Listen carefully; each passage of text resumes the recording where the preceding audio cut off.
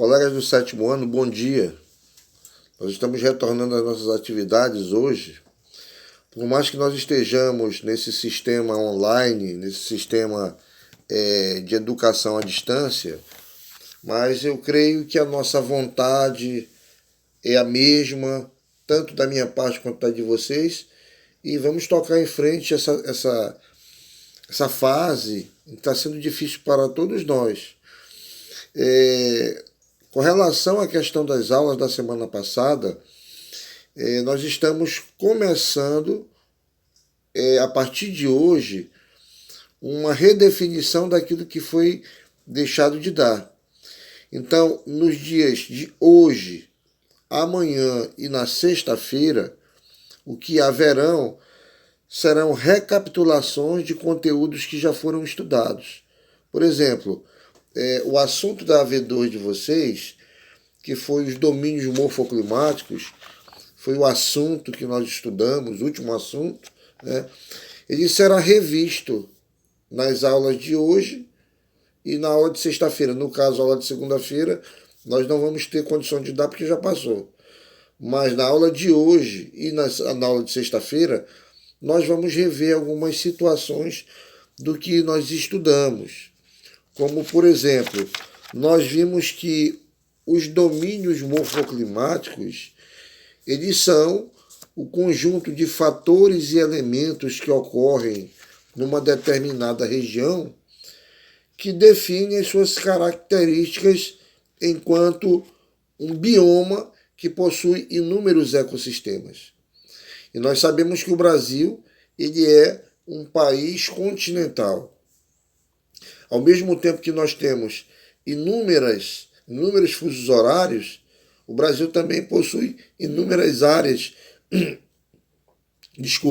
um número muito grande em graus de latitude. Então, consequentemente, o nosso território ele possui inúmeros climas que afetarão a formação dos nossos ecossistemas. Isso, como nós já vimos em sala de aula, em cada localidade regional do Brasil, nós vamos encontrar um ecossistema diferente. Nós vamos encontrar uma grande área de domínio. A palavra domínio, ou seja, porque um determinado modelo de temperatura, de vegetação e de relevo, ele é dominante sobre outros biomas que possam acontecer. Por exemplo, quando nós falamos em domínio amazônico, nós nos referimos à grande floresta equatorial amazônica, uma floresta de característica equatorial e tropical, que tem a sua característica principal fundamentada na grande quantidade de chuvas que caem na região, numa grande bacia sedimentar que ocorre enquanto relevo e numa grande vegetação de característica arbórea. A vegetação arbórea é a vegetação fundamental que nós vamos encontrar na floresta amazônica. Isso não quer dizer que nós não possamos encontrar vegetação herbácea ou vegetação arbustiva. Não, nós poderemos encontrar.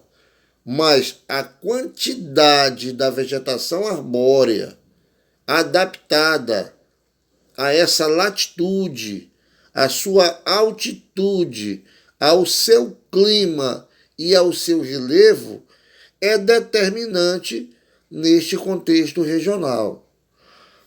Nós vimos também, quando estudamos este capítulo, que se relaciona aos domínios morfoclimáticos, nós vimos que esses domínios, eles também têm como uma característica importante a falta de chuvas, a oferta de águas, e daí que nós vamos encontrar lá no Nordeste o domínio do semiárido, que nós chamamos também o domínio de caatinga.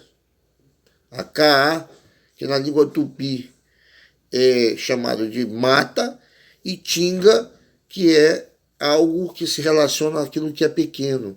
Então é uma mata pequena, é uma vegetação composta de vegetação arbórea, árvores pequenas, sinuosas, tortuosas, com a casca grossa, com poucas folhas, raízes profundas, num solo ácido, com pouca oferta de água. Nós vamos encontrar como vegetação dominante a vegetação arbustiva, que é caracterizada pela substituição das folhas por espinhos, as cactáceas em grande escala, que armazena água nos seus caules, como uma forma de reter umidade. Então nós podemos dizer que, embora nós tenhamos uma vegetação arbustiva predominante, com algumas modalidades de vegetação herbácea, aquela grama rala que acontece nas estepes, nós podemos considerar a caatinga uma estepe, fundamenta aí as características do que é uma vegetação semiárida, adaptado ao solo seco, a um clima semiárido, com pouco índice pluviométrico, porque a maior parte das chuvas que caem no Nordeste, elas caem sobre o litoral e, consequentemente, quando as nuvens conseguem ascender sobre a altitude das suas serras e entram no interior do continente, na parte da região Nordeste, elas estão com uma imensa falta de água. Consequentemente, os índices pluviométricos, os índices de chuvas que caem na região, eles são restritos. Nós vamos encontrar também, no território brasileiro, a vegetação litorânea florestal, que é definido como domínio de mares de morro, pela forma de encontrarmos um relevo com áreas erodidas, que chamamos de meias laranjas. É onde se localiza a Mata Atlântica, que é a nossa floresta decídua atlântica, vulgarmente conhecido como Mata Atlântica. É uma floresta tropical, uma floresta que tem característica de influência por parte da umidade litorânea, uma floresta com uma imensa biodiversidade, mas que teve a má sorte de ter sido nosso primeiro domínio morfoclimático a entrar em contato com os colonizadores portugueses, que desde o início começaram a retirar sua madeira, a derrubar a floresta para o plantio de cana-de-açúcar, principalmente no Nordeste, onde é muito comum o solo de massapê, e que, consequentemente, no decorrer dos séculos, foi se tornando gradativamente a área em que as atividades antrópicas elas foram se consolidando, como a construção das cidades, a abertura de estradas, e no decorrer dos séculos XIX e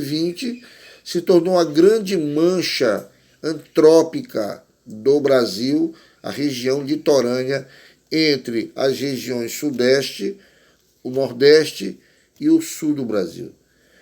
Então, nós podemos definir que esse domínio de mares de morro é hoje o domínio mais habitado do Brasil. Nós temos também na região sul, na região próxima ao limite da Mata Atlântica, entre o Sudeste e o Sul, o aparecimento de uma outra floresta, só que não tropical. É a floresta de araucárias, ou também chamada de Mata dos Pinhais. É a única floresta subtropical do Brasil em que a vegetação ela não é latifoliada, ela é uma vegetação chamada aciculifoliada. Qual é a diferença, professor, entre a aciculifoliada subtropical e a latifoliada tropical e equatorial? A questão da diferença entre as folhas é que na latifoliada, devido à grande oferta de água pluvial das chuvas e fluvial das grandes quantidades de rios na região limítrofe à linha do Equador, no caso da floresta equatorial, e dos rios que desaguam no Oceano Atlântico, lá na região sudeste e imediações, como por exemplo a região do Vale do São Francisco, região do Vale do Potengi, no Nordeste, são áreas em que há uma abundância de água fluvial, não de água pluvial, que há também uma abundância aí no litoral devido às chamadas chuvas orográficas ou chuva de relevo. Mas quando nós nos referimos à subtropicalidade, é abaixo do Trópico de Capricórnio. Ou seja, a região sul do Brasil, quando ela é cortada pelo paralelo de 23 graus, que divide o Brasil ali em uma área tropical, uma área subtropical, o que nós observamos é que a latitude ali no Brasil, ela começa de ser uma latitude somente fundamentada em baixas graduações de latitude, e ela passa a ter mais ou menos uma certa concavidade, como nós podemos observar aqui no mapa, em que o Brasil ele vai aqui na região sudeste para o sul, ganhando um aumento de latitude. E isso gera, claro, uma diferenciação de temperaturas. Aliás, a região sul do Brasil é a única região brasileira, eu já falei para vocês em momentos anteriores, que possui as 4 estações. E, consequentemente, isso vai afetar a vegetação de araucária, vai fundamentar a ela uma característica importante em que essa floresta subtropical ela vai ter as folhas em forma de agulha. Daí a palavra aciculifoliada. Ela é como se fosse em forma de dedos curvados, que é uma maneira de reter umidade. No caso das áreas tropicais e equatoriais, não necessita essa retenção de umidade, devido à umidade ser muito grande. Então as folhas são largas, esverdeadas, viçosas, brilhantes, são verdes o ano todo. Então é diferente lá na mata de araucária devido a essa característica.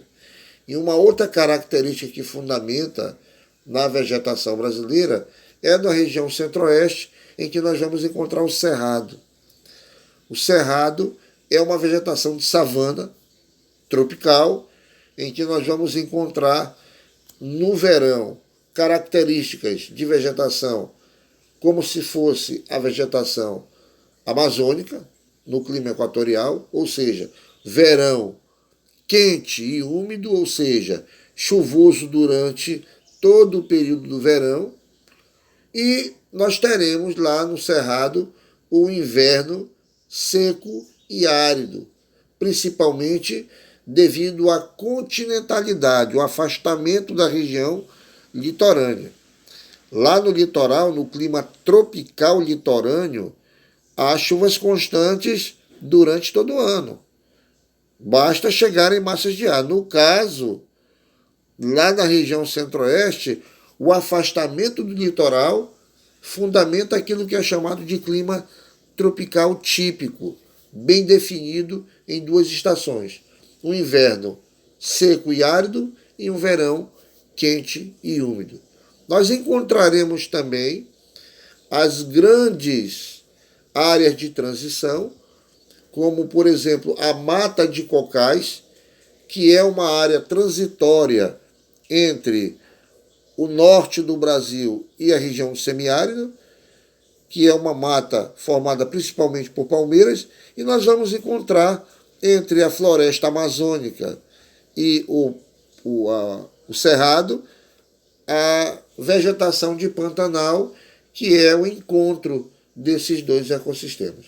Então nós estudamos isso com vocês em inúmeras aulas, fizemos as atividades de aplicação, e agora eu passo para vocês como uma recapitulação, que vocês façam em casa um quadro resumo como vai seguir para vocês nas atividades, ok? Nesse primeiro momento é isso que nós temos. Um bom dia para vocês. Fico feliz em voltar a conversar com vocês sobre o que mais gostamos: geografia e conhecimento. Um abração a todos aí, pessoal. Hasta la vista, baby. Tchau, tchau. Deus abençoe a todos.